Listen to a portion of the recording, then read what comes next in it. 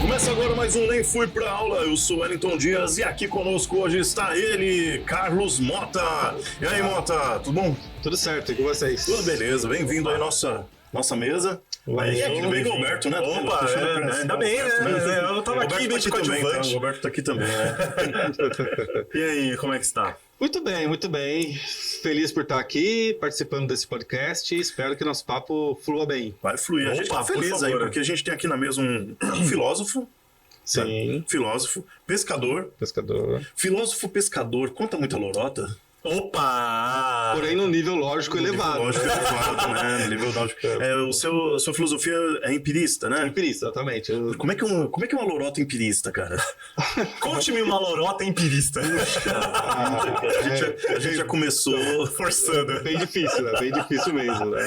Assim, mas o empirismo, ao contrário do que muita gente pensa, é uma filosofia muito simples e muito quase intuitiva. Pra gente, o que importa é o conhecimento adquirido por meio de experiências, de vivências, por meio daquilo que você, de fato, se abre e se relaciona com aquilo que está à sua volta. Não apenas uma introspecção, né? Então, quando eu vou pescar, por exemplo, o que eu estou fazendo? Eu estou me abrindo para o espaço, para o ambiente, para a água, para o peixe, para o clima. São experiências. E a minha reflexão é posterior a isso. Né? Um filósofo não empirista, que é o que eu ia perguntar, que ele faz? Ele se fecha do mundo e faz uma introspecção. Tá. Ele olha para dentro de si mesmo, que é o sentido originário da palavra reflexão. Você olha para você mesmo. Então eu sou o oposto desses filósofos. Então a minha filosofia é quase que mundana, digamos assim, né? E como é que uma pessoa empirista se vê no mundo? No sentido de... você também encontra um espaço para fazer uma reflexão. Sim. Se fecha num espaço, enfim. Por exemplo, a pescaria seria esse espaço para você. Ou você apenas vive empirismo, ponto. E então, todas as minhas experiências e reflexões são com base no empirismo. Hoje eu tropecei, então por que eu tropecei? E tal. Não, esse tipo de coisa. Pois é, essa pergunta é muito boa, porque assim, vamos pensar na ordem daquilo que movimenta ou motiva o filósofo. Um filósofo clássico, ele começa com as ideias e termina com as ideias. E às vezes a vivência, a experiência, a realidade objetiva entra no meio. Mas em geral não. Um filósofo metafísico muito abstrato, ele começa com ideias e termina com ideias. Então ele é isolado no mundo. Eu não. Eu penso sobre aquilo que de alguma maneira afetou os meus sentidos, minhas sensações. Claro, um tropeço não é, obviamente, uma motivação suficiente para uma reflexão profunda. Mas outros elementos, sim. Né? Então, a gente viu, por exemplo, um momento de polarização política, né? E polarização mesmo, né? Positivo, negativo, certo, errado, direita, esquerda. E tal. Então, esta realidade me afeta de uma maneira e eu penso a partir dela. Então, como eu penso a partir da realidade... Eu não vou buscar o Platão, ou o Descartes, ou sei lá, Tomás de Aquino, para me ajudar a pensar. Tá. Eu penso por mim mesmo. Porque eu estou pensando sobre uma coisa que eles não pensaram. Então, Platão não tem nada para me dizer diretamente a respeito dos problemas que nós estamos vivendo agora. Ele disse muito bem sobre os problemas dele de 2.400 anos atrás. Tá. De vez em quando, um filósofo do passado nos dá um conceito, uma ideia. E a partir dessa ideia, a gente começa a pensar as coisas. Aí sim, um conceito eu posso trazer do passado e usar mais ou menos como se fosse uma lente, né? Um filtro. Aí eu olho a realidade a partir deste elemento. Tá. Isso ajuda a gente a entender melhor, às vezes a entender com mais profundidade. O Mota, e não gera um confronto? Porque assim, parecem ser duas... A gente tá falando de polarização, né? Essas duas linhas ali, não só essas da filosofia, mas não gera aí um confronto... com os empiristas, não? Então, um confronto total, né?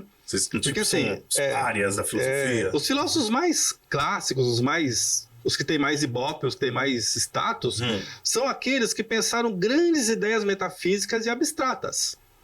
Então, a teoria do ser, a ideia de perfeição, mas são coisas que não existem na nossa realidade objetiva. Você não tem um objeto perfeito no mundo. A perfeição existe no nosso pensamento. Então, se eu regular a minha experiência com o mundo por meio das ideias de perfeição, eu tenho um problema. Porque o café que eu tomo não tem o sabor perfeito. A pessoa com quem eu me relaciono não tem a aparência perfeita, o comportamento perfeito. A filosofia que eu produzo não chega na ideia perfeita. O mundo que eu vivo tem muito mais problemas do que perfeições. Então cria um grande conflito interno. Eu tenho até uma visão, né, disso, né, sobre essa questão de perfeição, né? Um dia que a gente atinge a perfeição significa que nós devemos encerrar a existência. Mas isso é um pensamento meu, né? Porque a perfeição significa que eu não tenho mais para onde ir. Sim, não tem mais evolução. Aristóteles pensou mais ou menos isso. O mundo começa imperfeito, vai se desenvolvendo, e esse desenvolvimento é um aperfeiçoamento. Então é uma evolução. Quando ficar totalmente perfeito, o mundo para. Mas a busca pela perfeição ela ainda persiste, né? Eu prefiro pensar numa busca pelo aprimoramento. Tá. Eu acho que primor a gente consegue. Né? Então, assim, vou fabricar um amendoim aqui com uma casquinha, amendoim chinês, japonês, sei lá. Né? Tá bom, esse daqui eu posso melhorar. Entendi. Tanto no sabor, quanto na aparência, na eficiência energética, como alimento, etc. Então, isso é possível melhorar. Ah, mas vai ter um amendoim perfeito? O que seria um amendoim perfeito? Também tem isso, né? A ideia de perfeição, ela acaba mudando de pessoa para pessoa, né? O que é perfeito para mim não necessariamente seria o perfeito para você também. Então, os filósofos clássicos, eles acham que não. Eles acham que existe, digamos assim, um certo mundo paralelo no qual existem os conceitos, as ideias perfeitas. Tá começando a entrar no as essências, digamos assim. Platão mesmo pensava isso. Tem um mundo paralelo no qual existe a pessoa perfeita. Existe a flor perfeita. Existe a cor perfeita. Mas a gente não acessa esse mundo. Só paralelo. pelo pensamento. Né? Pra mim, teoricamente. Ainda é estranho, porque assim, você falou do amendoim, beleza. Esse amendoim é perfeito, porque é o seguinte, ele é a minha referência de amendoim. Ele passa a não ser perfeito a partir do momento que eu tenho uma outra referência. Como é que eu vou acessar uma referência? Como é que eu vou dizer que algo é perfeito se eu não sei o que é o perfeito? Porque de fato isso, né? Que nem pros gregos, isso é retomado no Renascimento, na ideia do corpo perfeito, o belo ser a perfeição das formas. Mas aí que perfeição de forma que é? É um músculo muito bem feito. Mas como é que é um músculo bem feito? Aí precisa pegar, fazer a anatomia do corpo para conseguir entender. Ou seja, é sempre um a mais, é sempre... E aí eu concordo com você quando você fala dessa coisa do aprimoramento, porque afinal de contas, como essa questão do perfeito, esse mundo, ele é empiricamente inacessível, porque ele só está nas ideias,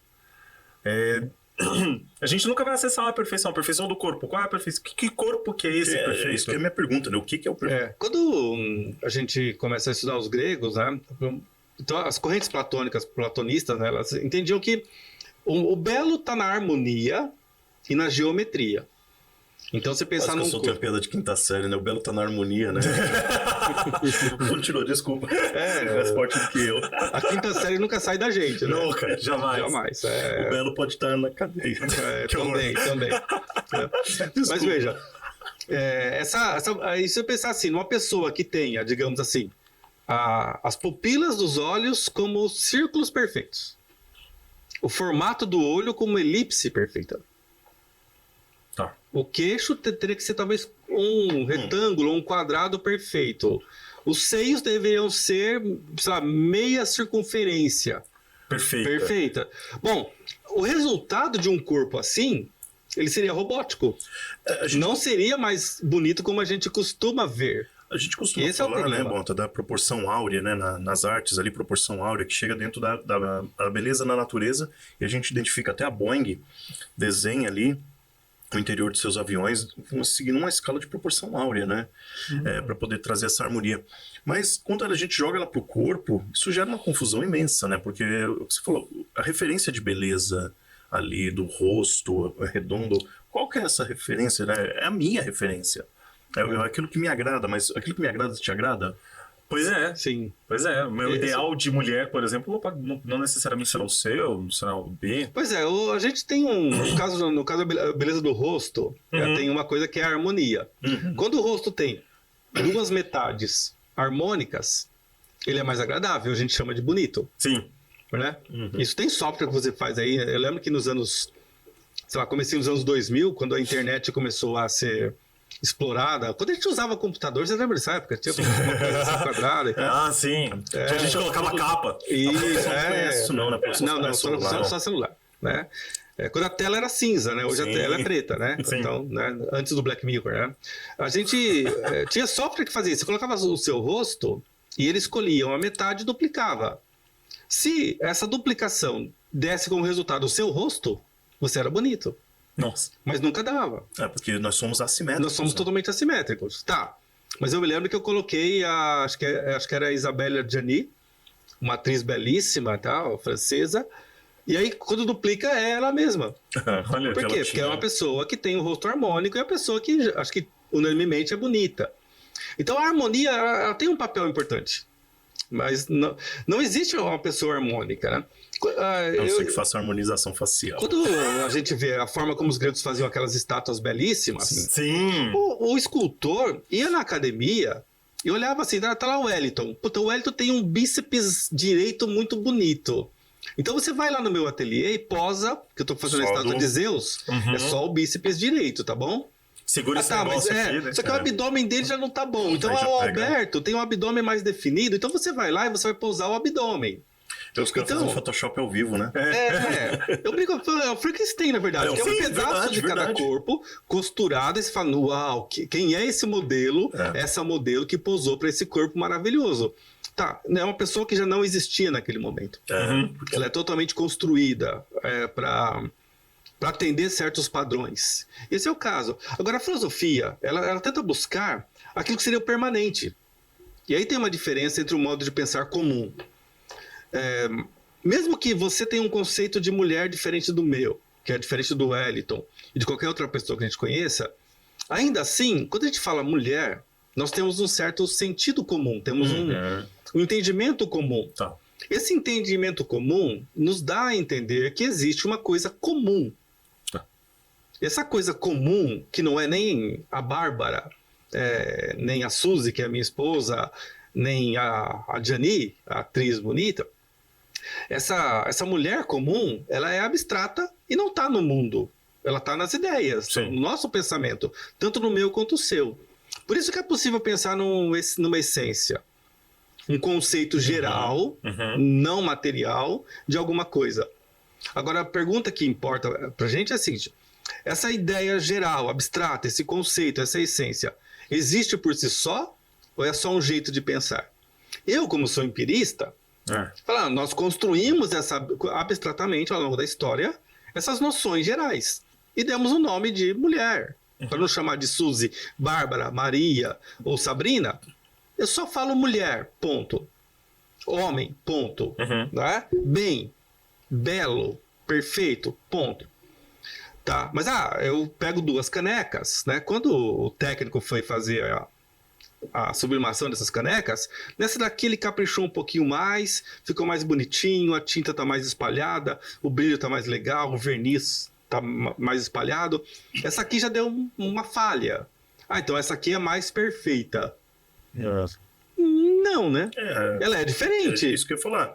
É só isso, é o máximo que eu posso dizer objetivamente dela. Ela me agrada mais, porque eu gosto, digamos, de linhas mais retilíneas. da cor Então mais essa aqui forte. manchou a tinta, essa me agrada menos. Tá, mas esses critérios são meus. Sim. Então a perfeição acaba não sendo um critério adequado pra gente julgar o mundo, eu acho. Sabe? Mas e aí quando a gente vive essa, sei lá, primeiro esses padrões de moda que são impostos para nós por uma indústria, ponto.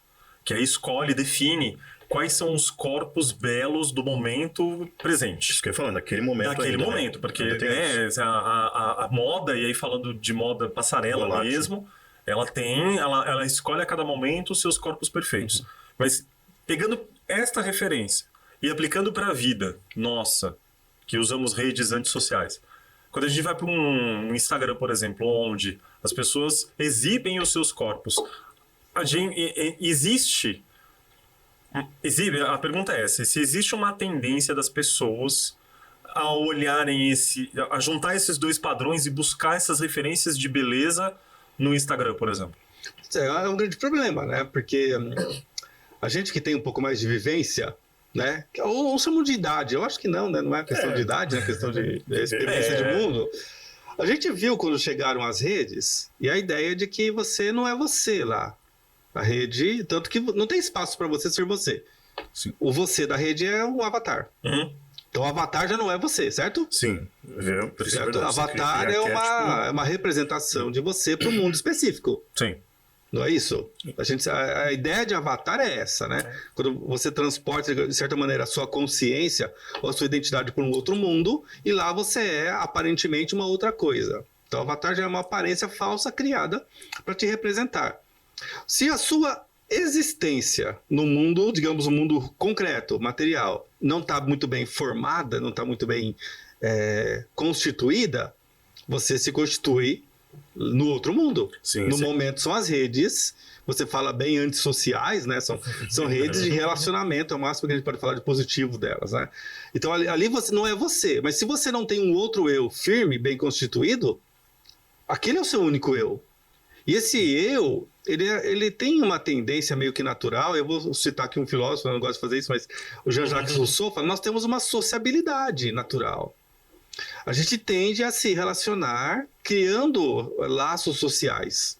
E às vezes esses laços podem ser pela aparência, por uma certa identificação Sim. corporal, do rosto, da linguagem, do gosto musical. Que acaba gerando da aquelas roupa. tribos, né? É. As tribos se aproximam pelas suas Sim, identidades. exatamente. Então, você cria esse problema, né? Ou uma rede como o Instagram já sabe que você não pode ir lá e viver bem nesse espaço do jeito que você é. Então você tem os filtros que fazem qualquer coisa com você. Então, não gostei do meu tom da pele, tá bom, um filtrozinho. Eu não gostei do formato do meu rosto, porque eu tirei com o celular, com a grande angular, aí meu rosto ficou uma lua cheia, né? não ficou bom, tá certo? Então eu vou lá, coloco um filtro que vai fazer um redimensionamento. Não, o fundo onde eu tô, porque eu moro numa casa que não pintei direito a parede, e gostaria que tivesse um fundo mais bonitinho. Você vai lá e altera, vou lá, altero. Então, assim, é tudo feito para que você seja uma construção. Você seja um artefato de você mesmo. Mas aí, mas por exemplo, voltando nessa questão dos filtros. Quando eu coloco um filtro, porque o meu rosto ficou muito arredondado, eu queria meu rosto mais esticado. Essa coisa de desejar um rosto mais esticado não é um padrão de beleza imposto por uma indústria de beleza? É possível, E aí é eu possível. puxo um pouquinho mais, puxo até pelo lado seu de fotógrafo. O fotógrafo, ele tem um olhar peculiar diante do mundo também, né? E ele busca essa beleza também. Você, como fotógrafo, também busca essa beleza? Então, não, eu não busco o belo. Eu busco muito mais o autêntico. Tá, então não entra nessa questão dos filtros que o Alberto falou. Não. Então, quer dizer, eu tenho um Instagram que é muito, muito ruim, né? Assim, muito, muito mal feito, mas nenhuma das minhas fotos tem edição. Tá. 0 edição. Sempre. Né? Mas se você recortar, então, às vezes eu recorto porque não cabe o formato que eu capturo com a câmera no formato do Instagram ou do Facebook, são formatos diferentes, você precisa mudar o recorte. Mas eu não recorto para esconder alguma coisa, é só para que caiba no frame da rede. E eu não gosto de manipulação de imagem, Tá. não faço nenhuma manipulação. Né? É uma escolha, obviamente. Então as minhas fotos, elas não vão agradar todo mundo. Eu fiz recentemente um ensaio para um amigo, que é muito vaidoso e tal, e tem um programa no YouTube, ele gosta de achar que ele é midiático, né? E aí marcamos um ensaio, fizemos lá num domingo à tarde, e ele tinha passado a noite namorando e bebendo, tava meio com um pouco de olheira e olhar cansado, né? E ele tem um rosto que é mais comprido, um rosto mais ovalado, só que é mais comprido, né? Não é tanto arredondado. E eu usei uma câmera, uma lente no enquadramento em torno de 80mm, que quase não distorce o rosto. Usei uma alta resolução e uma iluminação com flash, que capturou muito bem a imagem dele, de forma muito autêntica. Mas quando ele viu as fotos, ele ficou super decepcionado. Porque nenhuma delas parece as fotos do Instagram. Nenhuma delas parece uma foto dessas que estão na mídia. Tá. Mas todas são muito autênticas. Ele não gostou de ver. De se ver. Ele falou, mas a minha cabeça é assim? Será que eu deveria ter usado um boné? Mas, Mota, eu vou fazer uma provocação contigo. Quando você escolhe a luz, você escolhe a lente, você não está escolhendo filtros? Sim, são formas de interferir. Eu vou provocar óbvio. porque eu sei que vai. Não, mas é óbvio, né? É claro. Porque o fotógrafo, na verdade, a partir do momento que você faz o enquadramento, você está criando a sua visão daquilo, igual você falou do recorte. A foto está ampla, eu preciso recortar. A partir do momento que eu escolho, eu estou direcionando a visão de quem vai apreciar aquele material. Mas quando eu vou assumir a composição, eu já não estou alterando o que é o real. Eu estou escolhendo, obviamente, porque assim, eu sei, por exemplo, que se a luz do ambiente é tungstênio, a pele vai ficar num tom diferente. Talvez uma pessoa mais branca fique com a pele parecendo um pouco mais bronzeada, quando na verdade não está. Não tá. Então, quando eu escolho a luz, por exemplo, de flash com difusor branco, é para manter mais ou menos a luz do sol, que é a nossa referência de luz natural. Na verdade, é a nossa única luz natural, né? Aqui na Terra é a luz do sol. Então, ela dá um efeito. Eu sei que esse efeito é falso. Quando eu olho, estou olhando aqui para o Alberto, o verde da camisa ou do boné, eu sei que isso é uma construção que tem um pouco do ambiente e um pouco dos meus olhos. Né? Mas eu tento, por isso que eu gosto da autenticidade, eu tento fazer de forma mais neutra. Então, se eu escolho uma configuração de câmera com ISO 100 e 5.500 Kelvin, eu estou mantendo o branco perto do branco do sol. Tá. Mas ele está num ambiente no qual a luz é uma luz fluorescente, porém ela é mal feita e está muito intensa, está meio azulada. A gente está vendo tudo meio azulado, tá? Mas eu tento neutralizar tudo isso, porque seria mais ou menos autêntico em termos naturais. Então é uma escolha de... não sei se seria uma escolha estética. Eu acho que é quase que uma escolha filosófica. Mas no fundo é só técnica, né? Eu acho que é só isso. Mas eu acho que perpassa ambos, né? É uma escolha técnica, mas também é uma escolha filosófica. Você tem como escolha filosófica ser mais autêntico. Ponto. Exatamente. E mais simples, né? Também. Acho que eu falo muito para os meus alunos, assim, eu defendo uma filosofia simples. Porque eu acho muito interessante estudar coisas complexas. Né? Ontem eu fui na Feira do Livro lá nós estamos, hoje é o comecinho de junho, né? Sim. Tem uma feira de livros lá no Pacaembu. E eu comprei o Newton, o livro que explica a mecânica de fluidos e a teoria da gravitação. Poxa. Então são coisas muito complexas. Mecânica de fluidos é um dos assuntos mais difíceis da física contemporânea. Então, assim, são muitas fórmulas, difícil de acompanhar a discussão, difícil de entender. Eu gosto muito disso. Tá, mas é assim, por quê? Isso é quase que um hobby, é quase que uma diversão. Se eu tiver que pensar amanhã sobre uma dada ação ou dado um problema a ser resolvido, eu quero uma resposta simples de uma filosofia simples. Né? Então eu busco essa coisa um pouco mais neutra. Agora, claro, se eu for contratado como fotógrafo por uma moça que quer fazer um ensaio para arrasar lá no Instagram, aí não tem jeito. Ela, autenticamente retratada, não serve. Aí você tem que abrir mão das suas convicções filosóficas para vender o trabalho. Exatamente. Aí é ressaltar cor, é mudar o ambiente, é mudar formas de desfoque, enquadramentos. Aí você tem um trabalho muito grande que vai produzir uma foto de um avatar. Uma foto da pessoa, né? Mas aí... que por acaso é a pessoa, né? Mas eu entendo que isso é o equivalente a você ter que ensinar uma disciplina que foca uma ideia da qual você tem discordância. Por exemplo, o semestre passado eu ensinei uma disciplina de política e democracia.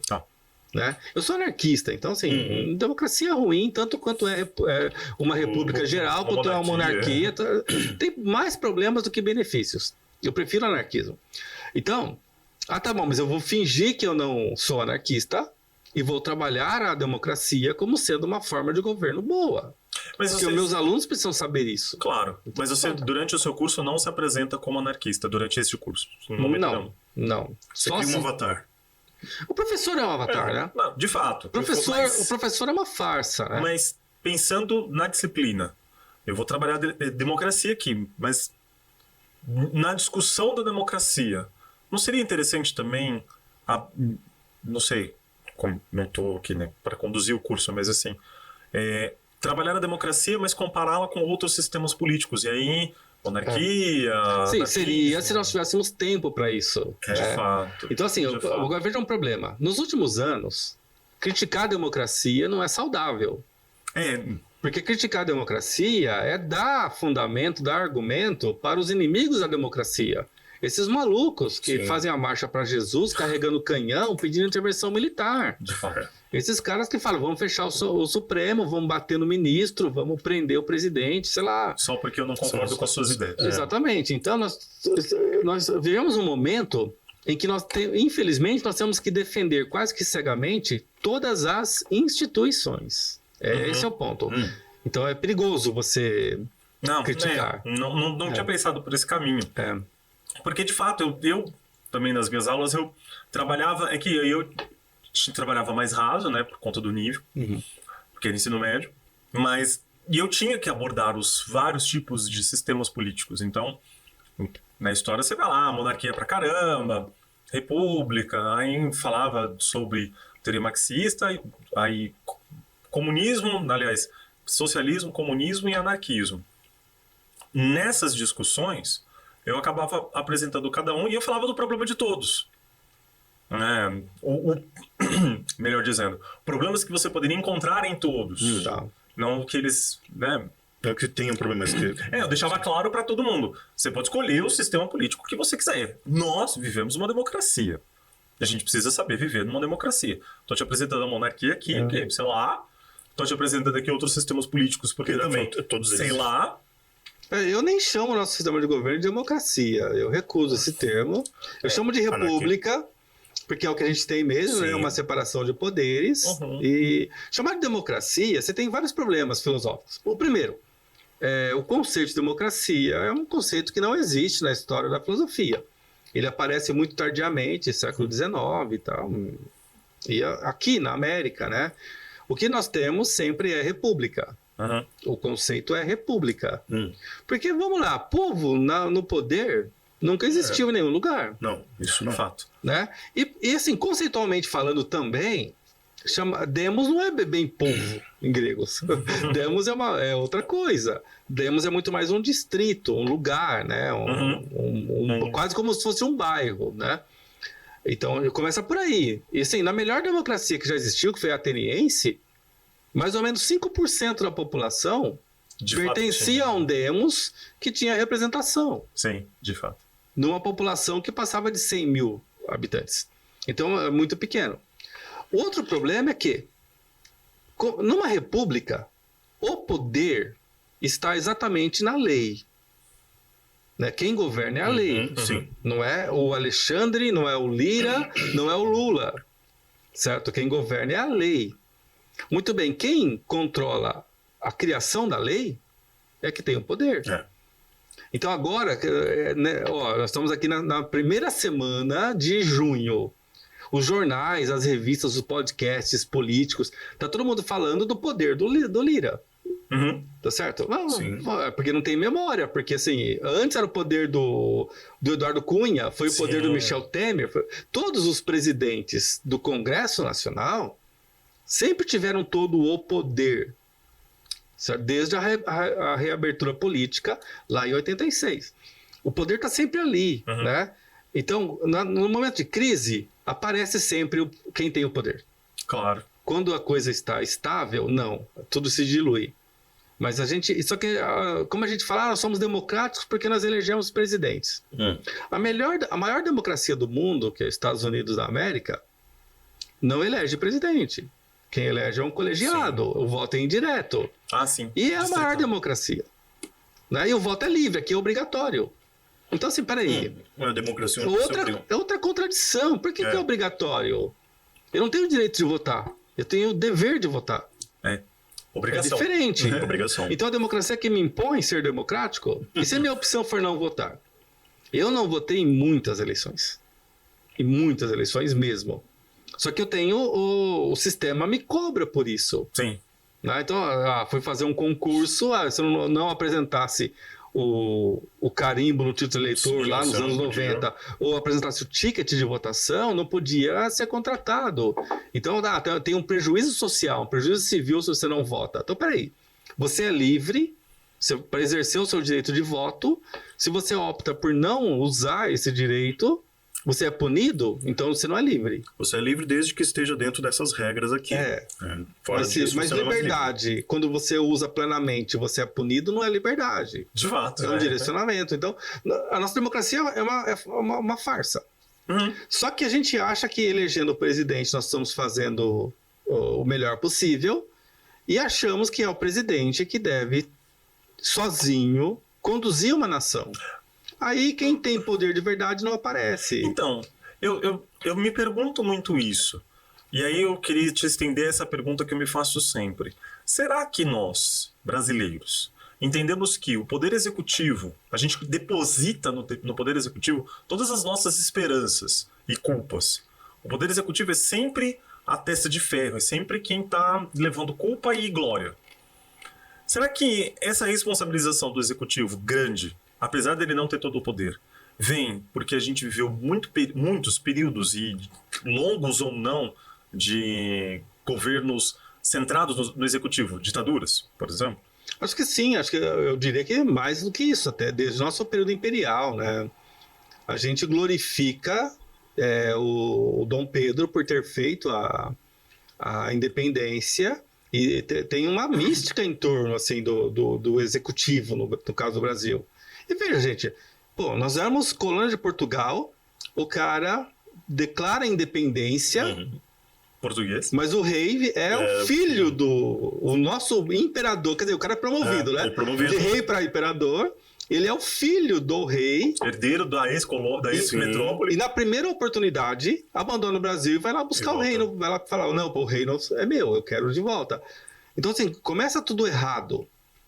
Depois ele sai e deixa o filho... Né? Gente, não tem realização do Pedro II. Tá certo? Não, ele foi importante porque ele é um cara que valorizava as artes, a fotografia. O Brasil, ele tem na história da fotografia um papel importante, né? Por conta do Dom Pedro, que falou, peraí, tem que ter no Brasil isso daí. Mas ele nunca permitiu que no Brasil tivesse nenhum tipo de industrialização, de desenvolvimento. Quando o primeiro fotógrafo veio, que é o padre, eu esqueci o nome do cara agora, veio lá para o Rio de Janeiro, você vai lá, aprende, pega os equipamentos, compra e vem aqui e só fotografa, tá bom? Você não faz mais nada. Você não ensina, você não divulga, você não cria um laboratório. Então, assim, ele estava lá nos salões, o Pedro II, nos salões europeus, vendo as invenções. Ele participou de quase todos. Sim, e não trouxe nada para o Brasil. Ele levava coisas nossas para lá, mas era para os agrícolas. Isso, não, levava um indígena. Certo? Com cocar e tal. Cara, é como exótico. Leva um abacaxi e leva um Yanomami, né? Então, isso é muito ruim. Quando a gente tem a troca do Império pela República, a figura vai para os nomes. Então, Marechal Deodoro, Floriano Peixoto, a gente está sempre glorificando os nomes. Eu não sei se isso é uma falta de um herói nacional, se é uma falta de um sebastianismo, apesar como Portugal, se é uma influência do medievalismo que ainda povoa nossa mente com a figura do rei, né? Mas a gente quer glorificar isso. Tem gente que perde tempo aqui no Brasil para ver a cerimônia de coroação do rei da Inglaterra. Sim. Quer dizer, a gente com problemas políticos profundos aqui, você vai olhar o príncipe Charles, que se tivesse honra não seria rei, né? Porque ele falou que não seria rei. Eu lembro disso, né? Sim. Quando era moleque, renunciou à coroa para poder casar com a moça lá, que não lembro o nome agora também, a atual esposa rainha consorte, né? Não. Então, assim, é fachada. É tudo fachada, certo? É tudo balela. É uma perfumaria. Sim. Né? Perfumaria, tá certo? Ora, a monarquia europeia que é consistente é da Espanha. Tá certo? Tá, mas a gente sabe qual é o nome do rei da Espanha? É isso que eu falo. A rainha da Espanha e tal, né? Então, assim... são produtos midiáticos, eu acho. Isso que eu ia falar. Não tem interesse justamente da mídia em cobrir muito mais essas questões da monarquia inglesa do que qualquer outra. Sim. Porque se você pergunta para o brasileiro médio, para ele só existe uma monarquia no mundo, que é inglesa, e todo o resto, todo mundo é república. Nossa, Espanha é uma monarquia? Talvez alguém que esteja assistindo a gente agora falando, jura? Vai dar uma gugada agora. Sabe? Ou colocar nos comentários outras monarquias aí pra gente saber, né? Mas é porque é mais interessante, vende revista, né? Ali é... Tabloide. Sabe o que eu vejo? Um grande Big Brother, né? Então, mas eu acho que é tudo isso. Mas num sentido Netflix. diferente, eu acho, hein? Eu acho que é no sentido de uma farsa, uma grande farsa mesmo. No que Não, sentido? porque Essa assim, farsa do... quando a gente lê lá o 1984 do Orwell, o Big Brother é o grande olho que está olhando a gente em todo momento. Sim. E, de certa maneira, monitorando e manipulando o nosso pensamento em cima do que ele escuta e do que ele vê. Tem a política do pensamento. Só que agora a coisa inverteu, assim. Porque quando a TV é criada, ela é a forma de pegar o que acontece aqui e levar para aquele que está longe e poder ver. Né? Só que rapidamente a TV começa a pensar para ela própria. Então ela vai levar para o outro ver o que ela quer, o que ela produz, não o que existe. Gente, tem até a discussão Né? do quarto poder, né? Não, que foi, né? A mídia foi um quarto poder mesmo. Hoje eu não sei como que a gente poderia pensar isso, está tudo muito fluido, né? Mas quando a TV começa a criar aquilo, a realidade, né? E assim, ela nunca enganou ninguém, a TV, né? Aqui no Brasil nós temos um programa de TV que chama Fantástico, certo? Fantástico. Não chama o científico. E as pessoas acham que... as pessoas assistem e acham que aquilo ali é a realidade. E aí tem uma música, não é?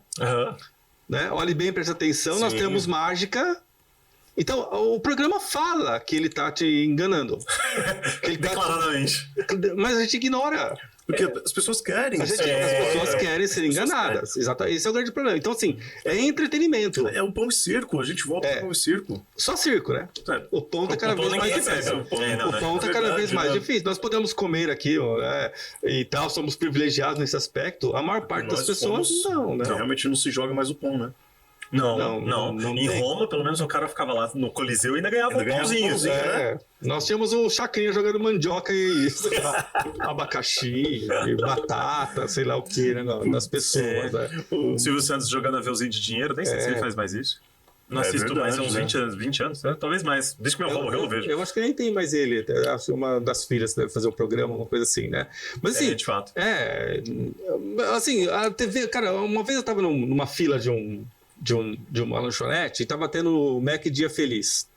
Aí veio a moça e falou assim: qual que é o seu pedido? Ainda bem que ele não falou qual lanchonete. Ninguém vai saber. O pessoal de casa não vai saber. É segredo. Ninguém vai descobrir, tá? Aí a moça falou assim: qual é o seu pedido? Eu falei: eu quero uma batata, um milkshake e um lanche X. Ah, não, mas hoje é o dia do Mac Lanche Feliz. Então, se você comprar um McDonald's, parte do dinheiro do lucro vai lá para o GRAAC. Qual parte, né? Quanto da parte? Eu falei: quanto, né? Ah, não sei. Ah, por que não é tudo? Ah, não, porque é só a parte do lucro. Aí eu falei pra você assim: você sabe quanto que custa uma campanha publicitária para fazer esse... Você sabe se o valor arrecadado é maior ou menor do que o gasto com campanha? Não seria melhor o McDonald's pegar o dinheiro da campanha e dar lá no Instituto do Câncer, né? Assim, Aí a moça ficou me olhando assim. Ai, de novo. Aí ela falou: outro empírico. E ela falou assim: você vai comprar o Big Mac? Eu falei: não. Ah, tudo bem, então você não quer ajudar a criança com câncer. Nossa. Ainda quis jogar essa. Claro, quero que elas morram. Aí todas, esse é o momento que eu voltei a ser o caipira que eu sou, assim, e bruto e do mato, né? E abri a porta do carro e falei um monte pra menina, até que veio um supervisor e pediu desculpas e tal. Mas, então, assim, é importante uma campanha para arrecadar dinheiro para um hospital que trata criança com câncer? Isso é fundamental. Não estamos fundamental. A questão é essa. Eu daria o dinheiro do meu último almoço, ficaria com fome para poder ajudar tranquilamente. Agora, não venha me convencer que o programa midiático que é feito, uma semana de Criança Esperança, meu, pega o dinheiro que você gasta, dá 1 minuto de propaganda no programa do Faustão lá, por semana. 1 minuto só. O dinheiro desse minuto vai lá para o Criança Esperança. Inteirinho, acabou. Vai ultrapassar em dezenas de vezes o arrecadado naquela campanha. Ah, tá, mas essa campanha não é mesmo para pegar dinheiro, é para dar ibope, né? Então, assim... Pra dar aquela farsa. passabilidade que a gente é legal. TV é farsa. TV é farsa. A TV brasileira ela é tão farsa que ela consegue pegar as grandes obras-primas da literatura mundial, tipo Shakespeare, né? Pô, o brasileiro conhece Shakespeare? A maior parte não, nunca ouviu falar. Certo? Mas conhece a história do Petrúquio e da Catarina, que é da Megera Domada. Mas Megera Domada eu nunca ouvi falar. Não, é a novela O Cravo e a Rosa. Essa todo mundo sabe. Não é? O Avarento, né? Que é o clássico do teatro mundial. As pessoas, não conheço Molière, nunca li. Mas eu conheço o Seu Nonô. Então, consegue deturpar, inclusive, as grandes obras-primas, as grandes histórias, né? Então, tudo ali é como farsa. E funciona. É isso que funciona também, porque as pessoas querem isso, né? Quando tem um pouquinho da realidade, as pessoas se revoltam e falam, não, eu quero que volte esse padrão. Ela machuca, a realidade não é agradável, né? A realidade dói, né? Dói. Você lembrar que, por exemplo, é uma discussão que a gente até já teve algumas vezes. Você lotado dentro do busão, entupido de gente, você não quer chegar em casa, ligar a novela e lembrar que você saiu de um ônibus daquele jeito. E não quer ver um cara cheio de... Lá no ônibus, você quer a novela do cara tomando... Assim, eu sempre brinquei o seguinte, eu adoraria ter uma vida de tomar café da manhã de pobre de novela. De fato. Você toma o café com o sol, você vê pela janela que o dia tá claro, sempre tem o suquinho de laranja, pãozinho com manteiga, cafezinho fresco. Sim. Cara, eu adoraria ter isso todo dia. Nossa. Não dá, porque assim, toma um café com tudo escuro, porque tem que sair muito cedo. Às vezes você não dá tempo de ir na padaria comprar o pão. Isso quando você tomar o café, né? Você só engole um café requentado e vai. E a maior parte dos brasileiros nem isso. Basta você para na porta de qualquer estação de metrô em São Paulo, você vê as barraquinhas de café. Eu ia falar das isso. Né? Porque as pessoas não conseguem sair de casa, preparar o próprio café e fazer. E aí vão chamar aquela pessoa lá, a tiazinha, que leva 3 garrafas de café, 50 pãezinhos e um pote de margarina, de empreendedora, né? É empreendedora do ramo alimentício. Olha só. Certo? Ela deixou o emprego para ficar na porta da estação. Conquistou a autonomia financeira, patroa de si mesmo. Então, assim, é farsa em cima de farsa. Só que a gente, sei lá, precisa disso, talvez. É o nosso ópio, né? É o nosso ópio. O burguês lá do século XIX, que o Marx fala, ele sai da fábrica, passa na casa de ópio, toma lá uma bola, curte uma brisa, dá aquela relaxada, vai para casa. O pobre não tinha dinheiro para isso, nem para cachaça, então a religião fazia esse serviço, né? E hoje é a novela, é a televisão, né? Aí não importa se é na Record, se é no SBT ou se é no... O seu produto, na verdade, disseminou, né? Porque antes você tinha o produto só num lugar. E aí aqueles que criticavam aquele produto falou, tá, não assista, mas assista o nosso. E começou a criar o mesmo produto, né? Claro. Produto. Porque não muda nada. Não muda. Eu acho que não mudou nada, né? E assim também, né? Só para... Acho que também é importante a gente deixar claro que a tiazinha que vende o café lá na porta da estação, a gente não está criticando o trabalho dela. De jeito nenhum. Né? Mas tem um esforço ali de lutar contra um sistema de fato. Ela ficar ali, né? Mas seria muito melhor se ela tivesse um emprego formal, uma carteira assinada, com férias por ano, porque se a mulher ficar doente ali na porta da estação, essa história, tá lascada. A história é recorrente, né? Para todo mundo que você pergunta, puxa, eu vim parar aqui, eu tive que dar o meu jeito, tive que correr atrás, né? Ela não foi lá porque, nossa, desde pequenininha meu sonho é vender café da manhã, não importa a estação. Pois é, isso, acordar 3 da manhã, para estar lá às 5 e trabalhar até às 9 ou às 10. Isso nos dias que não tem chuva, nos dias difíceis. A gente faz tem uma certa glamorização, assim, né, disso, assim, né. E, veja, pegando assim, isso como gancho, né, essa reforma do ensino médio que está em marcha, sobretudo em São Paulo... Essa você gosta. Né, ela tem um problema de raiz, que é o seguinte... Né? Vamos dar um itinerário formativo para o jovem, esse itinerário fará com que ele tenha uma profissão ao sair do ensino médio, e essa profissão já garante renda. Então, vê lá a proposta. Para moça é cabeleireiro, manicure... bolo. Exatamente, alimentos básicos. Youtuber, né? Não, o youtuber é outro curso lá, né? A Prefeitura de São Paulo fez uma assim. O Estado não. Estado não. Aí para o menino é eletricista, é conserto de eletrodoméstico, é encanamento residencial, ou seja, você pega um jovem que está, sei lá, em Paraisópolis ou Heliópolis, as 2 maiores favelas de São Paulo, neste momento. Se ele faz um curso como esse e aprende bem, ele vai trabalhar. Uhum. Para quem? Para o seu vizinho. Vai trabalhar ali dentro. Ele não vai lá para Santo Amaro ou para Ipiranga. Ipiranga é do lado de Heliópolis, então talvez ele vá, né? Mas para o meu bairro ali, que é quase Vila Mariana, ele não vai. Então, isso vai fixar o jovem ali mesmo. A moça, tá bom, eu sei fazer unha, eu sei cortar cabelo.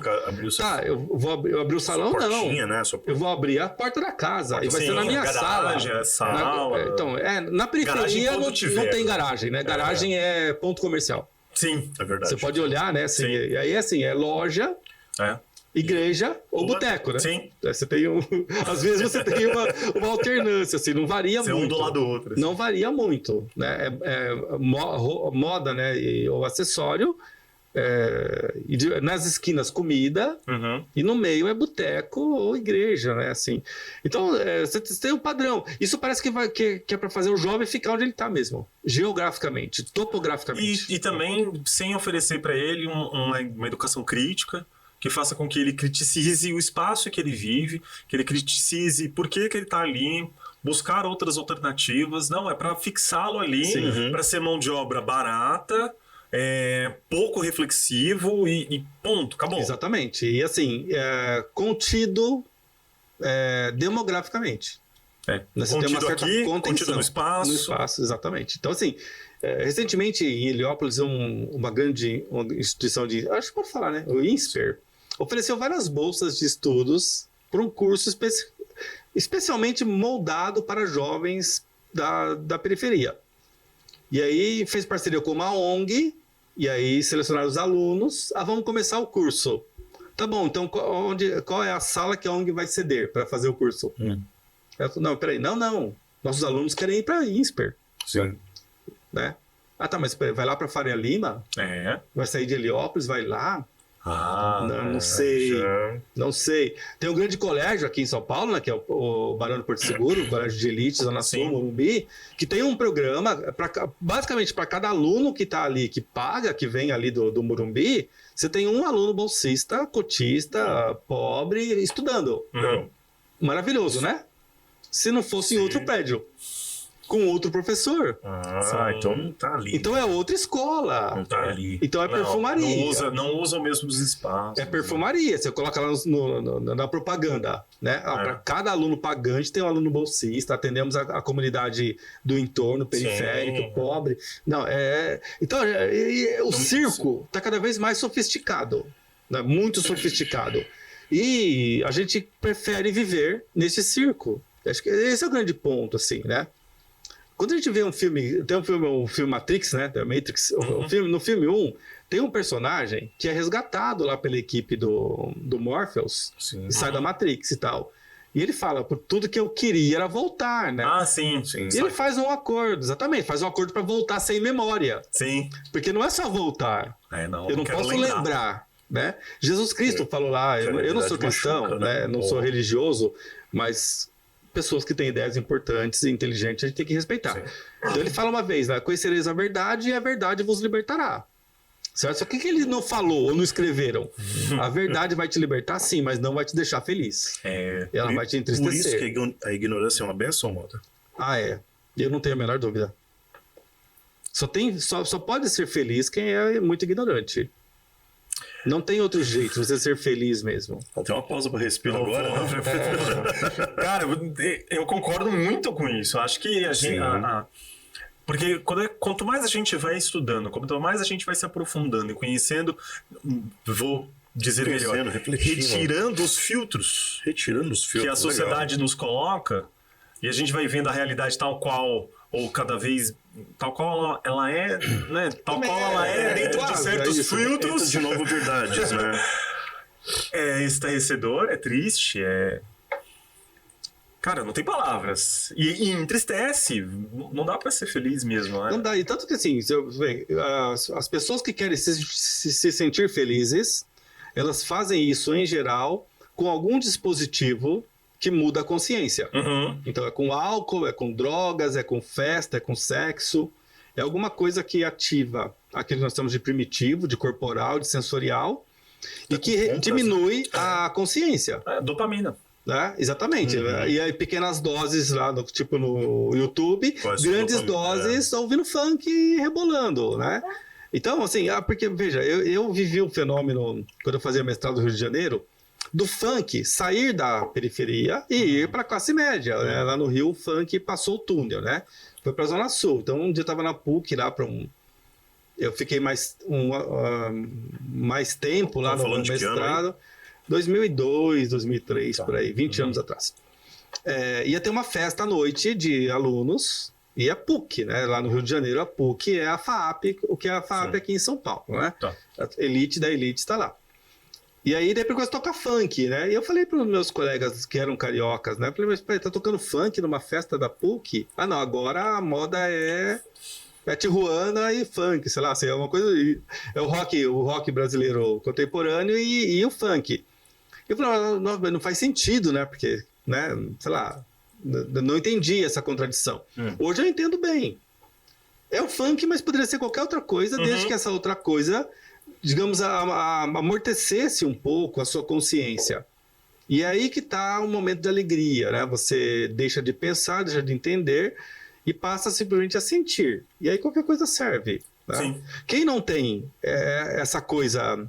com a música, com a dança, com o sexo, ou algo assim, vai buscar uma outra forma que pode ser o álcool, que pode ser uma droga.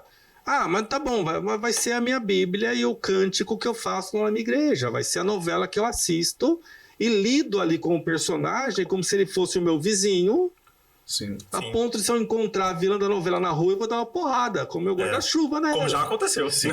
E acontece constantemente, né? Então, assim, sempre são fugas. Sempre são fugas. Agora, isso é sintoma de uma sociedade que está decaindo moralmente e decaindo intelectualmente. Porque, veja, o Platão, né? Eu estou parecendo um platonista. Né? Ele tem um texto clássico chamado O Banquete. É um texto onde ele discute o amor. O que é o amor e tal. Os gregos faziam isso constantemente. Faziam banquetes. Mas como tinha muito banquete, para não ficar chato, cada banquete tinha um atrativo. De vez em quando, o atrativo era arte, música, era malabarista, às vezes era luta. De vez em quando era só poeta declamando poema.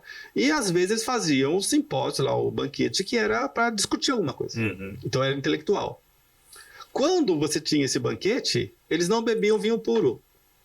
Eles colocavam água no vinho. E calculavam, mas é o seguinte, bom, o tema é muito relevante, tipo política, ou é menos relevante, tipo o amor, que ainda é importante. Ah, então é o amor, tá, eu posso colocar, sei lá, meio vinho, meio água. Se for política... Mais água. Muito mais água. Para poder manter... Todo mundo ficar aqui sóbrio. Fazer isso no uísque lá dos caras. Pois é, tem isso também. Então, assim, isso mostra que eles, mesmo na diversão... E tinha uma certa consciência, uma certa profundidade e um certo controle. Ah, tá, vai ter uma festa que vai ser em homenagem ao Dionísio, chamado Baco pelos romanos. Bom, nessa festa é o vinho puro e de preferência vamos botar umas ervinhas aí. Aí a consciência não é necessária. Aí não. É bacanal. Isso, aí é melhor o corpo ser o comandante e a sua consciência e tirar férias, né? Desliga. Certo, faz um sabático da consciência. Pra quem não sabe, é daí que vem o bacanal, né, gente? Bacanal vem de festas de homenagem a Baco, né? Que tinham sexo de vez em quando, obviamente, né? Em rituais muito específicos.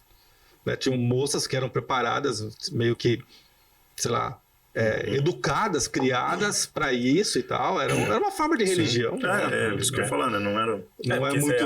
É uma homenagem a um deus, né? Não deixa de esquecer. Exatamente. É uma divindade. A gente gosta de comer pedaço do nosso Deus na missa, né? Eles gostavam de fazer outras coisas, né? Teve um tempo em que as pessoas jogavam moça virgem no vulcão, né? Para homenagear o Deus. Cada um tem a sua forma de culto, Tem né? um ritual, tinha um ritual nos Incas, se não me engano, que o Tupac Amaru transava com uma virgem que era preparada para isso, porque ele tinha que se purificar. Passado isso, então ela ia como glória, quando ela voltava, como ela estava com as impurezas dele, ela era execrada e ela era enterrada viva, assim, colocada num poço, fechado o poço, selado, porque... E a pessoa sabia e tinha... E ela sabia, o momento dela era esse, e a função dela era essa. Em Sacsayhuamán, que eu acho que é assim que fala, que é um pouco acho que é o nordeste ali de Cusco, tem umas câmeras de sacrifício que os guias juram que é para animais. Mas quando você vê, porque assim, o formato do corpo a ser sacrificado está esculpido em baixo relevo na pedra. Tá. Pra ficar ali. Você fala, que animal. Com o braço tão comprido e perna tão comprida. Aí eu até brinquei com o guia que atendeu a gente lá. Falei, isso aí cabe uma pessoa aí certinho, mas não vai caber um boi. Não, isso aqui pode ser extraterrestre. Né? Pode ser, né? Acho que tá mais pra exatamente. terrestre. Né? Mas tem isso, as formas de culto, elas sempre são estranhas para quem está fora desse culto. Sim, de fato. Um protestante clássico, né? Eu sou empirista, o filósofo que eu estudo, chama David Hume, escocês, e ele foi criado numa Inglaterra que já estava mais ou menos 100 anos sem catolicismo. Tá. Era totalmente anglicano, totalmente protestante. Então eles não têm vivência do que é o catolicismo. Quando ele fala do catolicismo, ele fala uns absurdos, né? E fala, é uma superstição muito estranha, né? Porque é tudo superstição. O gesto que você faz com a mão, o pé direito mesmo, que você entra. De tá de fora. É tudo muito. Né? Minha avó, que era muito católica, minha avó ela fazia chazinho de limão pra gente, quando estávamos resfriados. E tinha que cortar o limão em cruz, né? Sim, pra poder fazer o chá. Senão não servia, né? Tomou o limãozinho em cruz? Não. Né? Puxa. Não cheguei. Então, é que você é mais jovem, então acho que não viu isso, né? Então, assim, é tudo ritual. Mas se eu cortar o limão em 5 partes, não vai fazer o efeito? Quer dizer, tem um Deus olhando pra isso, né? Contando ali como é que você divide.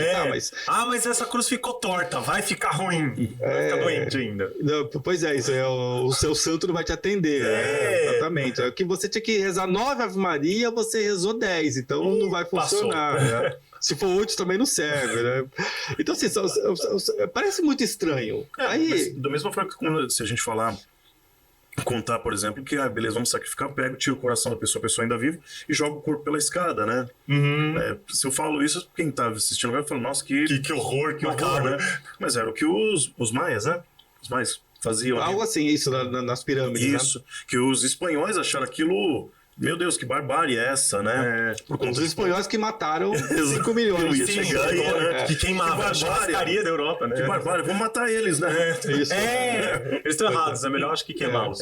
Queimá-los, isso. Mas é isso, assim. Então, é tudo uma grande conveniência, né? Uma grande conveniência. Ô, Mota, e assim, você falou das regionalidades, falou ali também da sua avó. Sua origem... É uma origem do interior. Né? Sim, eu sou caipira, minha cidade natal chama Jales, fica no interior do estado de São Paulo, quase lá no Mato Grosso, assim, no finalzinho do... Na beirinha. A 30 quilômetros do Rio Paraná, que divide São Paulo com o Mato Grosso do Sul. E como é que esse menino veio parar na filosofia e ainda ser esse filósofo empírico nessa metrópole? Eu sofri um acidente assim, social, né, quando eu tinha 12 anos, que eu tive que sair para arrumar emprego. E na minha cidade tinha um programa lá de guardas mirins, né, que era uma espécie de menino patrulheiro e tal. E eu entrei no programa e consegui um emprego na escola onde eu estudava. E o emprego era ficar na biblioteca. Tá? E assim era muito interessante, porque eu tinha trabalho na hora do intervalo. De vez em quando, algum professor levava a turma para fazer trabalho, aí eu tinha algum tipo de ocupação no meio das aulas. E às vezes no final da aula, alguém ia devolver um livro, ou pegar um livro que o professor recomendou, tinha um pouquinho de trabalho. Nesses intervalos de tempo, eu não tinha nada para fazer. Já gostava de ler muito, já era um leitor contumaz, aprendi com meu pai a gostar de ler. E comecei a ler. Aí no começo eu lia, sei lá, né, uma referência, livro da editora Ática, sabe? Tipo Ilha Perdida. Porque eu tinha 12 anos. Escaravelho do Diabo. Escaravelho do Diabo. Fantástico, né? Fantástico. Esse eu tenho em casa ainda, isso daí. Né? Mas depois acabaram esses livros. Aí, bom, o que sobra? Bom, sobra clássico da literatura. Eu li Machado de Assis, José de Alencar, Luiz de Azevedo. E fui para os clássicos da literatura mundial. né? Então, eu li Júlio Verne, eu li legal. Balzac, Nossa, Balzac. Poe, sim. Adorava Divina Comédia, porque tinha aquela edição ilustrada pelo Gustavo Doré na biblioteca, um livro grande. Eu passava horas e horas olhando aquelas gravuras e lendo os textos. Então, assim, eu com pouca idade, eu tinha uma cultura literária muito grande. Uhum. Isso me deu muitas ideias. Então, eu pensava o mundo com muitas ideias diferentes. Que legal. Eu ia perguntar, por que você não Era foi muito para legal. Porque quando você acaba lendo demais ali, você tem uma tendência até a ir para as artes, né? Dependendo do momento. Mas aí você acabou... Mas eu não tenho vocação, né? Eu nunca tive vocação. Aí, quando eu estava no ensino, equivalente ao ensino médio, eu fiz vários testes vocacionais, porque na época as escolas ofereciam isso, e todos me davam o mesmo resultado. Exatas. E engenharia. Né? Eu sempre fui muito de artes manuais, eu sempre fui muito de fazer, né? Coisas também. Então eu pensava e fazia, os testes identificavam que eu me daria bem, meio utilitarista o teste, né? Mas engenharias. Então quando engenheiro. Só que na minha cidade natal, o meu melhor emprego me dava como rendimento pouco mais que um salário mínimo. Então não tinha perspectiva nenhuma. Quando eu fiz 19 anos, eu falei, não dá mais para ficar aqui, eu vou sair. Eu saí, vim para São Paulo, final dos anos 80. Trabalhei em alguns bancos e tal, até criar uma certa estabilidade. Em 93, eu fui fazer uma faculdade. Entrei no curso de Ciências Sociais. Né? Eu não tinha como fazer um curso de engenharia, que era o que eu achava que... Então você estava com aquilo, aquela verdade que colocaram em você. Eu estava confiando, exatamente. Mas eu tinha tido aulas de sociologia com um professor que era muito interessante, e eu falei, acho que esse curso vai me ensinar a fazer alguma coisa que eu vou gostar. Então eu fui para Ciências Sociais. Você teve uma referência. Então, aí foi meio que seguindo um professor, né? Sim. Péssimo conselho, né? Puxa, poxa, mas eu fiz o mesmo também. Exatamente. Aí, beleza. Fiz o curso de Ciências Sociais, adorava o curso, mas no primeiro, segundo ano, maravilhoso. No terceiro ano, o curso perdeu a graça. Aí, bom, comecei a pensar, por quê, né? O que aconteceu? Aqui não tinha mais aula de filosofia. Aí eu me toquei, eu gostava muito mais da filosofia, que eu tinha filosofia em 3 disciplinas. Uma de filosofia mesmo, um professor de geografia, que era kantiano, então ele usava Kant como referência para geografia, e o professor de sociologia mesmo, que era marxista muito ortodoxo, digamos assim, e, portanto, trabalhava Hegel e trabalhava filosofia profunda, sistemática. Isso acaba no terceiro semestre, não tem mais. As disciplinas são economia, sei lá, antropologia, coisas muito mais pontuais, né? Então eu pensei, putz, eu preciso de alguma coisa. Filosofia. Conversando com os colegas, a gente percebeu que tinha um grupinho de colegas, essa sala enorme, mais de 100 alunos, mas tinha um grupinho que gostava muito de filosofia. A gente falou, vamos começar a estudar. Igualzinho os alunos que você tem hoje, né? Quase. Então, aí nesse grupo tava a Suzy Pisa, minha esposa atual, né? Atual não, só tive uma, né? Mas ela é a esposa até hoje. As revelações, mano. Então, assim, de 95, eu me aproximei dela, era da mesma sala, mas por 2 anos. Eu acho que a gente nunca tinha sequer se cumprimentado, porque era sala muito grande, realidades diferentes. Nos aproximamos por uma afinidade filosófica, começamos a conversar, logo depois estávamos namorando e namoramos 3 meses, casamos e estamos há 28 anos, mais ou menos, juntos, né? E aí, então o terceiro ano não tá legal porque não tem filosofia. O que nós fizemos? Um projeto, depois a gente estava junto, de ir para filosofia. Então eu fiquei um tempo mais no curso, concluí lá as disciplinas obrigatórias para um bacharelado e tal, uma coisa assim, mas nunca fui nem atrás do diploma, nunca formalizei. Ela saiu antes, ela cansou antes. E aí, em 97, a gente foi para filosofia. Estudamos filosofia na Metodista de São Paulo. E aí, assim, aí da graduação em filosofia, mestrado, doutorado, em 2001, nós começamos a trabalhar com filosofia apenas, dando aulas de filosofia. E 22 anos só isso. Nós dois só trabalhamos com filosofia. Interessante. Eu fiz a zoeira aí, né, dos alunos de filosofia, né, o pessoal aqui da produção que fugiu das aulas de sociologia, filosofia ali também. A gente percebe que tem essa geração, não só essa geração, mas eu acho que todas as gerações, tem o pessoal que foge um pouquinho das disciplinas mais pensantes, né? Ah, tem.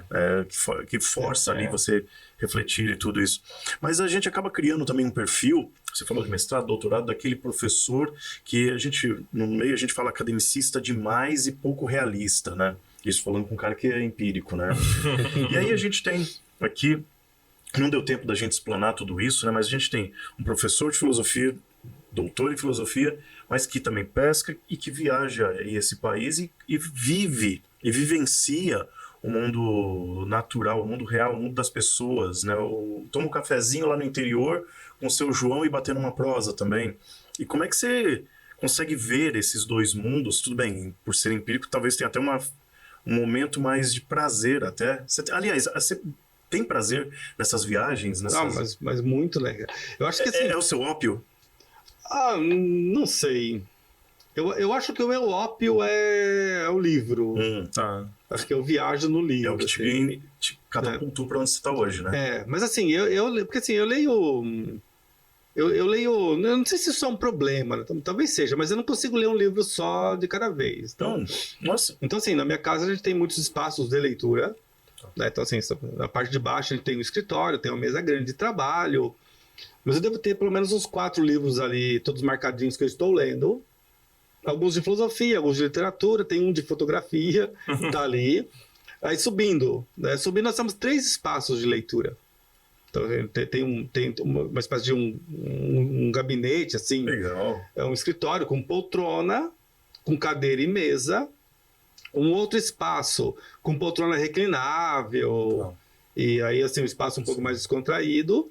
No quarto, eu tenho iluminação especial, assim, com braço articulado. Poxa. Para você que você quer ler, tá bom, que eu vou iluminar exatamente o meu livro, sem que a pessoa que está do meu lado tentando dormir se incomode, tá? Então a gente cuida disso, assim, a leitura é muito importante pra gente. E aí eu acho que na literatura eu mergulho e ali eu viajo. Só que assim, eu posso viajar de vez em quando com Camões, que eu adoro, com Proust, talvez um dos textos mais difíceis que tem para ler, com Cordel. Adoro Cordel, coleciono Cordel, sou super fã de Cordel, valorizo muito essa cultura. Então acho que isso me faz o seguinte, quando eu vou, sei lá, né, agora nas férias eu vou para Minas, já vou fazer um itinerário, aí passando por umas 20 cidades. Algumas cidades, elas não são nada no seu nome no mapa. A gente pode chegar na cidade e não tem nem onde almoçar. Tem cidades que não tem isso. Então você vai, primeira vez na sorte, não conheço. Você vai explorar. Vou chegar lá para ver o que é. Legal. E aí, assim, bom, eu tô na praça, tem uma pessoa sentada do meu lado, eu converso. Eu vou no boteco, eu converso. Eu vou no restaurante, eu converso. Vou me hospedar na pousada, a gente conversa. E isso... E quem conversa é o Carlos Mota, não o professor de filosofia. Então, depende. Se o sujeito que está lá é um filósofo, então quem conversa com, ou algo assim, digamos assim, sei lá, alguém que tem um nível intelectual mais elevado, bom, vamos conversar, então, de forma elevada. Legal. Tá? Mas é o seu João que é jardineiro.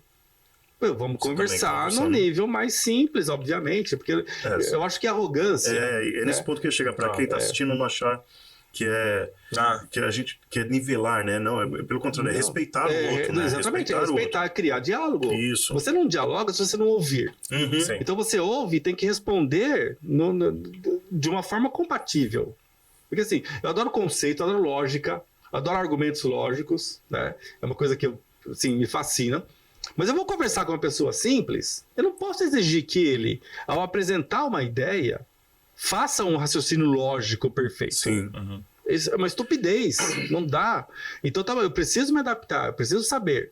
Que também é um pouco do papel do professor. Você vai dar aula para alunos que estão no doutorado, papel, né? Você vai dar aula para alunos avançados no doutorado, a linguagem é uma. Você pega aluno, sei lá, ingressante no curso superior, que vieram muitas vezes de uma escola básica que foi insuficiente, não adianta querer usar o vocabulário preciso, exato, técnico. Não vai funcionar, não tem diálogo Você assim. tem que ensinar a pessoa a ouvir exatamente. isso, né? Eu tento adaptar, né? Mas eu, quando viajo, eu tenho por felicidade, eu, a minha esposa e a nossa filha, nós temos isso em comum. Eu saio daqui, eu vou até a Serra do Espinhaço, em Minas Gerais, coração de Minas. Tá bom, a viagem para mim, ela tem esse destino final. Mas a viagem não é chegar lá. Isso importa menos. A viagem é o trajeto. Sim. Quando a viagem é para chegar lá, eu vou de avião. Você vai... Tá. Certo? Você entra numa porta aqui, quando você sai da mesma porta, você está no outro lado do mundo. Aí o itinerário não importa, importa o destino. Não, a gente vai de carro, por quê? Porque importa o itinerário. Ah, legal. Então, cada cidade, cada parada, cada lugar é uma descoberta, né? E nisso, eu descobri no Paraná, uma cidade chamada Prudentópolis, já ouviram falar? As Não. maiores cachoeiras